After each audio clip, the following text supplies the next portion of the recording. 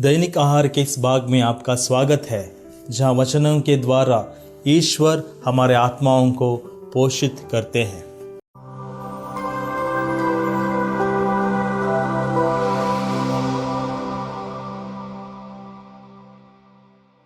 प्रिय भाइयों एवं बहनों, आज क्रिसमस के खुशी के बीच हम संत स्टीफन का पर्व मना रहे हैं। उनकी कहानी हमें याद दिलाती है कि क्रिसमस केवल यीशु का जन्म का उत्सव नहीं, बल्कि उस प्रेम और विश्वास का भी जो हमें बलिदान करने और दूसरों के लिए जीने की प्रेरणा देता है। संत स्टीफन की कहानी, जैसा कि आज के प्रेरितों के चरित्र में हमें सुनने मिलती है, कि वे पवित्र आत्मा और अनुग्रह से भरपूर थे।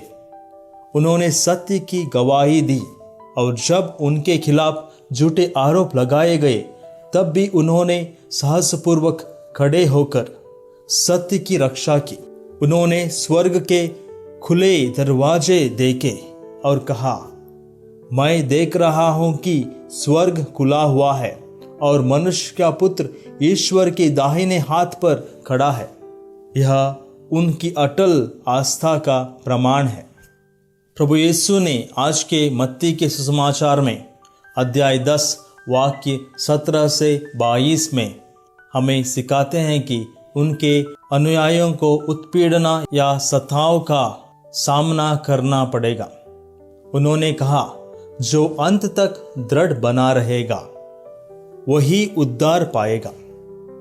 स्टीफन ने इस संदेश को अपने जीवन और मृत्यु में जिया। जब उन्हें पत्थरों से मारा गया तब भी उन्होंने प्रार्थना की, हे प्रभु, यह पाप इन पर मत लगा। क्रिसमस का यह समय हमें प्रेम, क्षमा और विश्वास का संदेश देता है। यीशु का जन्म हमारे लिए ईश्वर के अनंत प्रेम और उद्धार की योजना का प्रतीक है।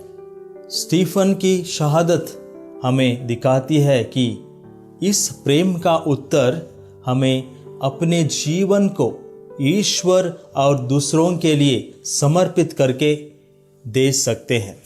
प्रिय भाइयों एवं बहनों, संत स्टीफन हमें प्रेरित करते हैं कि हम यीशु के जन्म की खुशी को अपने जीवन में दूसरों के लिए बांटें।